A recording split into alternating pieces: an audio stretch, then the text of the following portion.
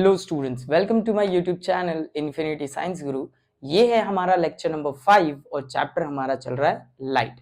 तो आज के लेक्चर में जो स्टूडेंट हम पढ़ने वाले हैं ये बेसिकली पहले लेक्चर से थोड़ा सा रिलेटेड है, क्योंकि हमने जो लास्ट लेक्चर में पढ़ा था वो हमने पढ़ा था law of reflection of light, जिसके अंदर हमने दो लॉ के बारे में बात किया था।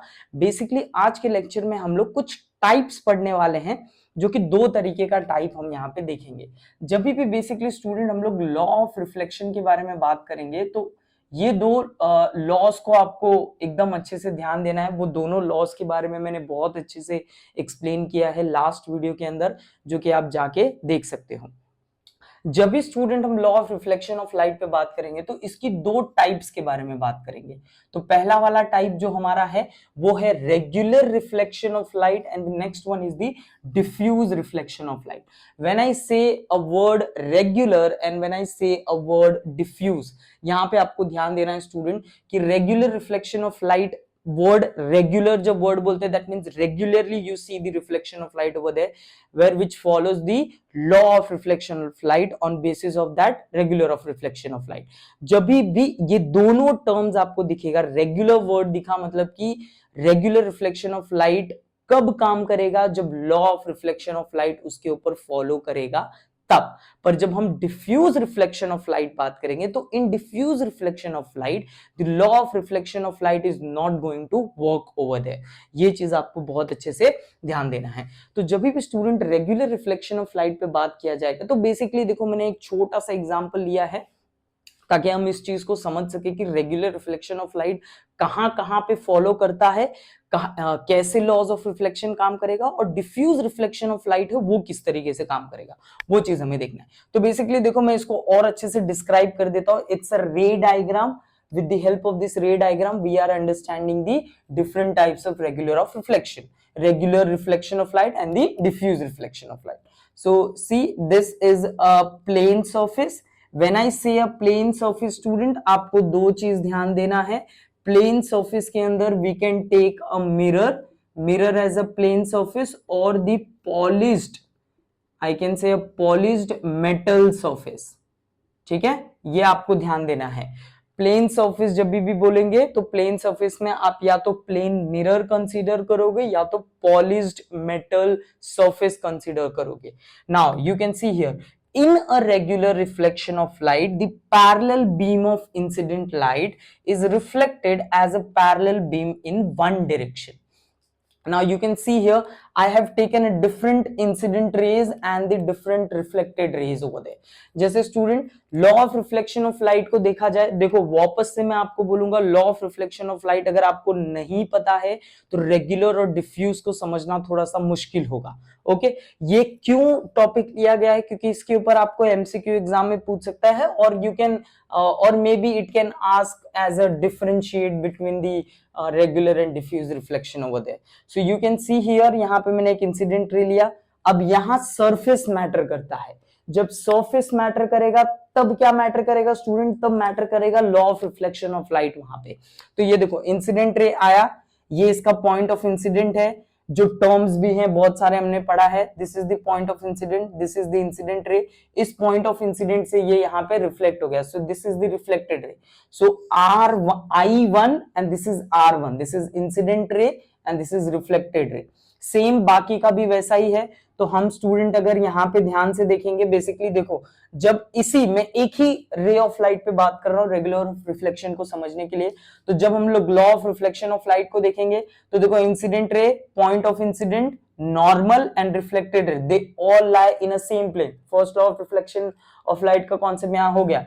सेकेंड, जब भी नॉर्मल के रिस्पेक्ट में एंगल बनाया जाएगा तो this is angle I and this is angle R।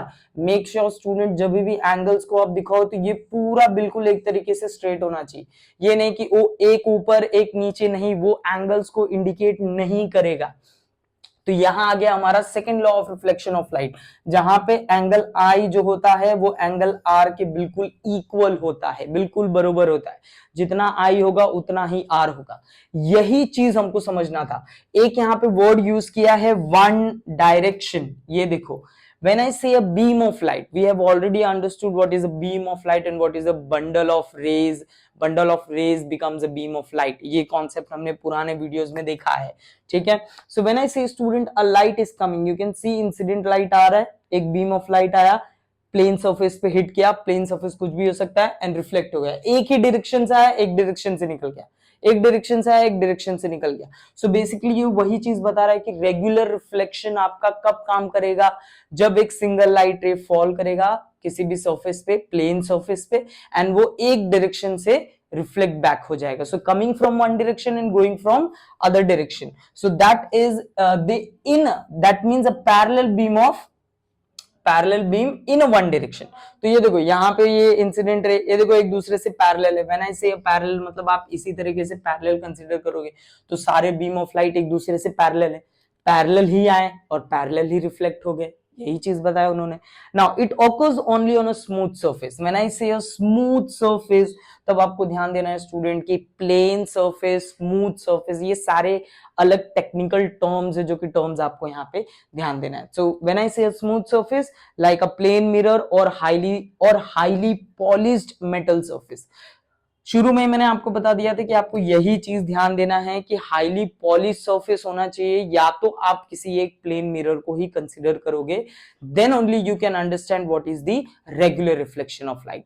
अब इसके बाद का जो कॉन्सेप्ट है वो डिफ्यूज रिफ्लेक्शन ऑफ लाइट है. डिफ्यूज रिफ्लेक्शन ऑफ लाइट में स्टूडेंट सबसे पहले आपको देखो एग्जाम में अगर आपको ये डिफरेंशिएट करने के लिए बोला गया या इंडिविजुअली एक्सप्लेन करने के लिए बोला गया तो रे डायग्राम बनाना बहुत जरूरी है. यहां पे आपने प्लेन सरफेस लिया था, यहां क्या हो जाएगा student, this will be your rough surface. ठीक है, यही आपको ध्यान देना है. रफ सरफेस मतलब कि कुछ भी रफ सरफेस हो सकता है, anything, any object, you can take it as a rough surface.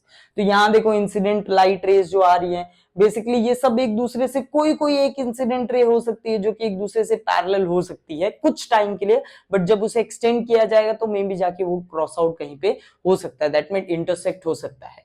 So in a diffuse reflection, a parallel beam of incident light is reflected in a different direction. You can see that it is coming, that incident ray is coming and it is reflecting in a different direction. It is coming, it is reflecting in a different direction. When I take a normal इस beam of light का अगर देखा जाए student, या ये ray of light का देखा जाए तो देखो एंगल आई अगर यहाँ बन रहा है तो एंगल आर समथिंग कुछ डिफरेंट यहाँ पे प्रोड्यूस कर रहा है, जिसकी वजह से डिफ्यूज रिफ्लेक्शन ऑफ लाइट को देखा जाए तो ये law of reflection of light को फॉलो नहीं करता है.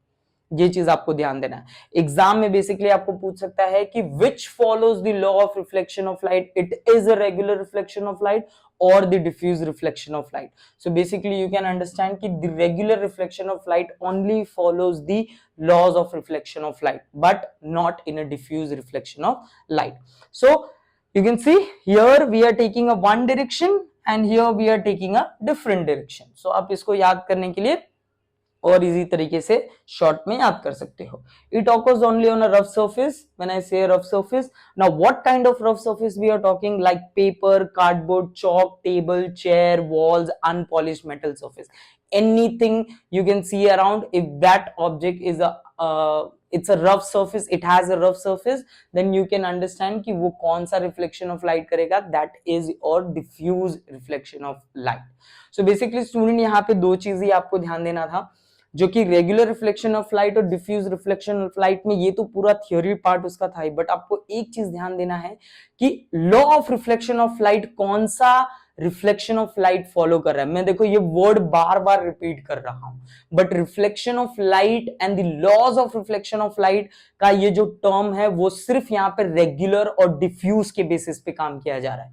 बट जब कॉन्सेप्ट और लॉज के ऊपर बात किया जाएगा तो लॉज जो है वो दो लॉ आपको देखना है कि इन दोनों रिफ्लेक्शन ऑफ लाइट में कौन सा फॉलो कर रहा है. तो वो जो फॉलो कर रहा है वो है सिर्फ रेगुलर रिफ्लेक्शन ऑफ लाइट, ना कि डिफ्यूज रिफ्लेक्शन ऑफ लाइट.